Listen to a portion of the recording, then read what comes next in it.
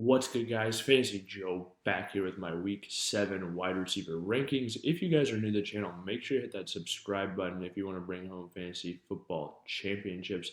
Hit that subscribe button. It's that easy. We hit on a ton of these guys in the off season. If you want to get that edge come draft season, make sure you hit that subscribe button. In season, we give you that edge over all your league mate. We talk everything that's going on.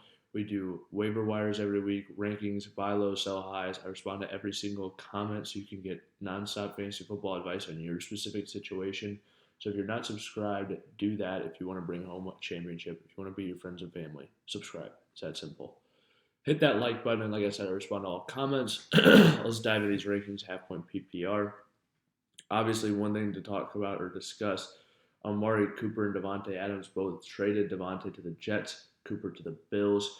Cooper we won't see in this list today, but that's mainly just because we haven't heard if he's going to try to play or not. If he does play, I'll give where I'll rank him. But where do Devontae Adams and him slide in? I think Amari Cooper is immediately a very fantasy viable wide receiver too. I would say probably top 18 rest of season where I view him. And I would say Devontae Adams I view as a top 12. Yeah, probably about the 12th wide receiver moving forward. I think it's a major loss for Garrett Wilson. I would say Devontae Adams I view between the 10th and 12th wide receiver probably. No, I think he's probably the 10th best receiver rest of season. I think that Garrett Wilson drops down to maybe wide receiver 20 to 24. I'm a little bit lower on him than I think some other people are right now. Personally, I might be trying to get out, and it's not that he can't have a good week. These probably next few weeks.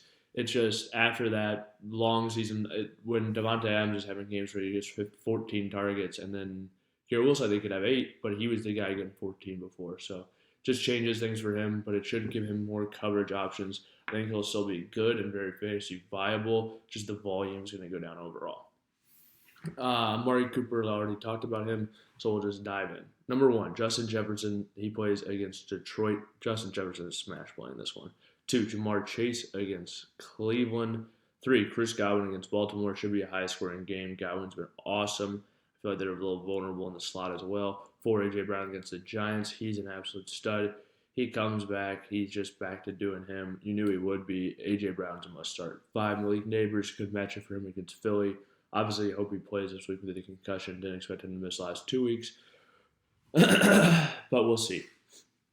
Drake London plays Seattle. He has just been getting targeted at a really good rate. Kirk's looked good. He's looked good. I am playing him moving forward. 7, Amon-Ra St. Brown against Minnesota. Should be a high-scoring game in that one. I think the Lions will put up some points. 8, Deontay Johnson against Washington. Terrible secondary, and Deontay is hyper-targeted. 9, Jaden Reed against Houston. Should be a high-scoring game. Jaden Reed is by far the most reliable Packers option. Number 10, Terry McLaurin against Carolina. He's been thriving with Jane Daniels, and this is a good matchup. 11, Mike Evans against Baltimore. Another good matchup, and he's got a super high touchdown upside every single week. 12, Cooper Kupp against Vegas. He should really be the one-man show if he's back. I don't expect him to be, maybe the 20-target Kupp, but he still has 8 to 12 targets in this contest. 13, Deebo Samuel against Kansas City. Should be a high-scoring game. They're going to need him. Tough defense for Kansas City. They've been fantastic this year. I've been extremely impressed. But San Francisco's had a week to draw some stuff up. You got to hope they can do some things on offense. 14, DK Metcalf against Atlanta. If he can get some touchdowns, he's going to look really good for fantasy football, and I think he'll get one against Atlanta. 15, T. Higgins against Cleveland. Joe Burrow's been spreading it around, and T. Higgins has looked good. Made some really impressive canned catches lately, and that's been really good for him. 16, Tank Dell against Green Bay. I just expect this game to be high scoring. Tank had 9 targets this last week, caught 7 of them.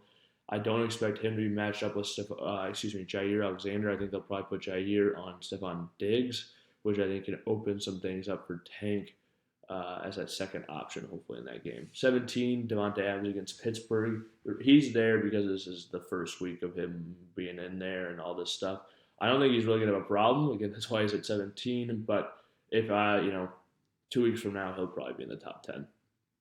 18, Zay Flowers against Tampa Bay. Hopefully Tampa's going to be able to score with Baltimore, and this should be a good one.